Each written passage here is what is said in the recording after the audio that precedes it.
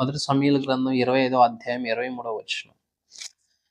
మొదటి సమూయేలు గ్రంథం 25వ అధ్యాయము 23వ వచనంలో ఒక మాట ఉంటుంది చూడండి. ఏముంది అక్కడ? 25వ అధ్యాయము 23వ వచనంలో దావీదు నాబాలు యొక్క పశువులను కాపాడుతూ ఉంటాడు తన సైన్యం ద్వారా. కానీ దావీదు సైన్యానికి ఆకలి అన్నప్పుడు నాబాలు దగ్గరికి పనివాళ్ళను పంపిస్తే, సైనికులను పంపిస్తే, నాబాలు దావీదు సైనికులను దావీదుని అపహాస్యం చేసి పంపిస్తారు. అప్పుడు దావీదు కోపంతో నాబాలు వంశంలో తెల్లవారి లోపల ఒక మగ పిల్లగాడు కూడా ఉండకూడదని కత్తులు తీసుకుని బయలుదేరతారు. ఏమండి? అక్కడే ఉంది చూడండి లేఖనం. మొదటి సమూయేలు గ్రంథం 25వ అధ్యాయము 13వ వచనం. అంతటా దావీదు వారితో, మీరందరూ మీ కత్తులను ధరించుకునుడనగా వారు కత్తులు ధరించుకునిరి. దావీదు కూడాను కత్తి ఒకటి ధరించెను. దావీదు వెనక దాదాపు 400 మంది బయలుదేరగా 200 మంది సామాను దగ్గర నిలిచిరి. అంటే దీన్ని బట్టి అర్థం ఏంటి? కత్తులు ఎందుకు ధరించుకున్నారు? యుద్ధవీరుడు కత్తి ఎందుకు ఎప్పుడు ధరించుకుంటారు? యుద్ధానికి పోయేటప్పుడే, వేటకు వెళ్ళేటప్పుడు, యుద్ధానికి వెళ్ళేటప్పుడే ధరించుకుంటాడు. నాబాలు ఇంటికి బయలుదేరారు.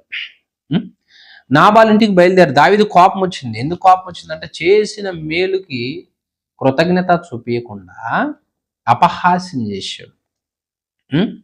సరే, ఇప్పుడు ఈ అపహాస్యం వల్ల, చేసిన మేలుకి కీడు చేయటం వల్ల నాబాలు కుటుంబం మీదకి ఇదిగో భయంకరమైన శాపం రాబోతుంది.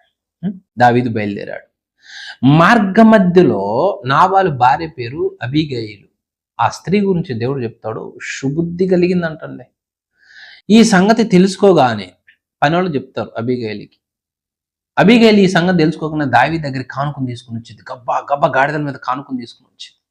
దావీదు మార్గంలో అడ్డుపడతాడు. అడ్డుపడినప్పుడు ఆమె మాట్లాడిన మాటలకి దావీదే స్టన్ అయిపోతాడు, ఆశ్చర్యపోతాడు. మాట్లాడయా, ఈ నాబాలు మొరటోడు, నాబాలు మొండోడు, అజ్ఞాని, అంత చదువు లేదు, తెలిసి తెలియక మాట్లాడాడు.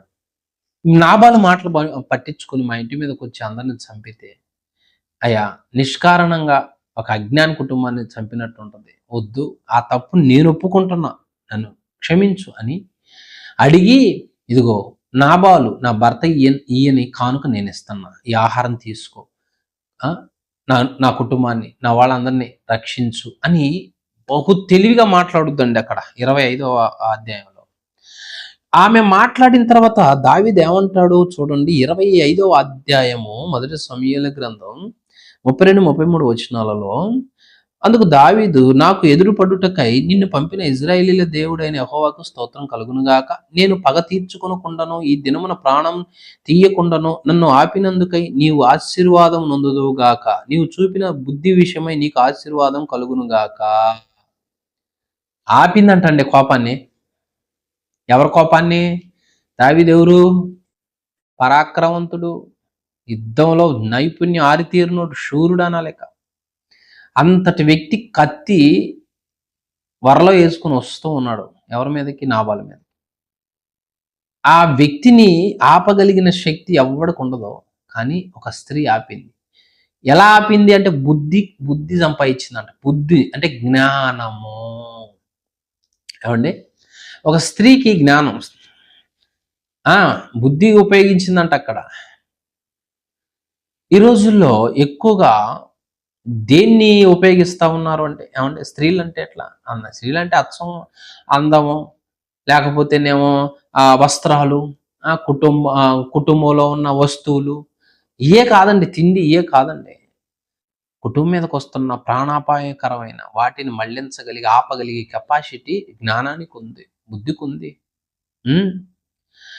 ఉంది. ఆ బుద్ధి రావాలంటే సామెత బైబిల్ వాక్యంలో ఎట్లా రావాలో ఇచ్చాడు దేవుడు.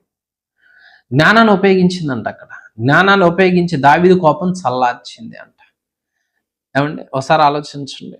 ఒకసారి ఒక స్త్రీ భర్త ఇంటికి వచ్చాడు పని నుంచి వచ్చిన తర్వాత అన్నం పెట్టల. ఏంటి అన్నం పెట్టలేదు? పని నుంచి వచ్చాను, ఆకలి అయిందని ఆమెని అరిశాడు. ఏంది, నన్ను అరుస్తావా? ఏంది ఆలస్యం అయితే, కాసేపు ఆలస్యం అయితే ఊరుకోవా అని భర్త మీదకి కోపంతో రివర్స్ అయింది. ఆకలి మంట మీద ఉన్న వాడితో అంతే నా సమాధానం చెప్పాల్సింది. భర్త కోపం వచ్చి ఏంది ఎదురు సమాధానం చెబుతున్నాను కొట్టడానికి దగ్గరకు వచ్చాడు. అప్పుడేమనాలండి? నేనెందుకు కోపడతా, కూర్చో ఆకలిగా ఉన్నావుగా వండి పెడతా అంటే సరిపోదు. ఏంది కొడతావా, కొట్టు కొట్టు కొట్టు అన్నది. మరి ఆకలి మంట మీద ఉన్నవాడు ఏం చేస్తాడండి? కొట్టిండు, దెబ్బలు కొట్టాడు. కొట్టినప్పుడు నాదే తప్పులే అని అనుకోవద్దా? మరలా లేదు, మళ్ళీ కొడతావా, ఇప్పుడు కొట్టు మళ్ళీ చూద్దాం, కొట్టు మళ్ళీ చూద్దామని మళ్ళీ ముందుకు వచ్చింది. ఇప్పుడు కొట్టు అంటది. మళ్ళీ కొట్టిండు. ఏం చేస్తాడండి? ఏమండి, జ్ఞానం అంటే తన్నులు తింటాం కదండి. జ్ఞానం అంటే కొంతమంది ఒక మాట అనగానే ఆ రోషంతో కోపంతో మోటాముళ్ళు సర్దుకొని అమ్మగారి ఇంటికి పోతారు. ఏమండి, ఏంటండి ఇది?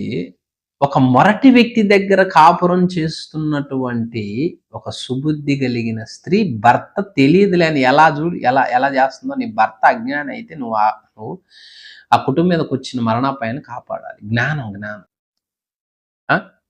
కోపం చల్లార్చాలి. ఎలా చల్లారుస్తుందంటే జ్ఞానం ఉపయోగిస్తుంది. అందుకే జ్ఞానం చాలా ఇంపార్టెంట్ అండి. ఇన్స్టాగ్రామ్ మీద, ఫేస్బుక్ల మీద, సోషల్ మీడియాల మీద ఉన్న పట్టు ఈ రోజుల్లో వాక్యం మీద, జ్ఞానం మీద తక్కువగా ఉంది.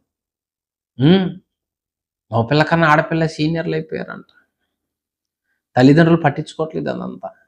మీ పిల్లలు జ్ఞానం నేర్పకపోతే రేపు వాళ్ళ పరిస్థితి ఏందో ఒకసారి ఆలోచించండి.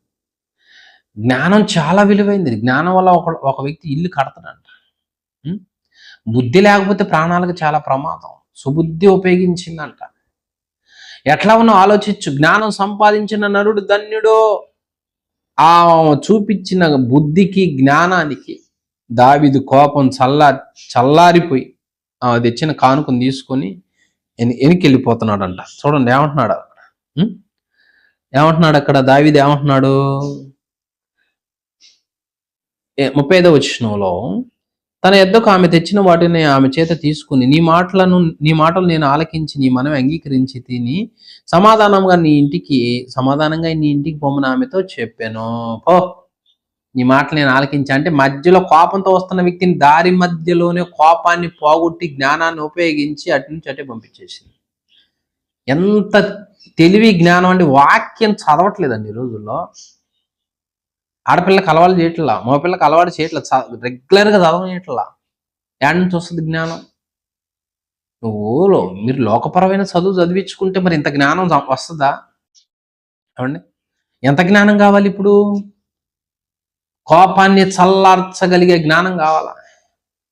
మొదట ప్రార్థనకు ఉంది, 2 జ్ఞానానికి ఉంది అని చెప్తున్నాడు దేవుడు. 2 జ్ఞానానికి ఉంది, కోపాన్ని చల్లార్చగలిగే శక్తి జ్ఞానానికి. మరి అంత కెపాసిటీ ఉంది, జ్ఞానం ఉంది. ఎక్కడ ఎలా ప్రవర్తించాలో, ఎవరి కోపం ఎలా చల్లార్చాలో, వాళ్ళు కోపడుతుంటే వీళ్ళు కోపడుతుంటే వాళ్ళు కోపడితే అనుకోవటాలే ఇంకా అయ్యేది. జ్ఞానం కలిగిన వాళ్ళు చాలా ముఖ్యం. ఆ జ్ఞానం ఎలా వస్తుంది? యవనస్తులు తమ నాటతో శుద్ధిపరచుకోవాలంటే వాక్యం. యవనస్తులు తెలివి, వివేచన, జ్ఞానం వాక్యం చదవటం ద్వారా వస్తుంది. కనుక కోపాన్ని చల్లార్చగలిగే కెపాసిటీ రెండవదిగా జ్ఞానానికి ఉంది, బుద్ధికి ఉంది. మరి అంత సంపాదించాలి బుద్ధి. ఇది ఉపయోగించి ఎన్నిసార్లు కోపాన్ని చల్లారుస్తూ ఉన్న ప్రమాదకరమైన కోపాలై. ఆ కోపాలు చల్లార్చే జ్ఞానమును నువ్వు కలిగి ఉండు. దేవునికి స్తోత్రం. దావీదు వెళ్ళిపోయి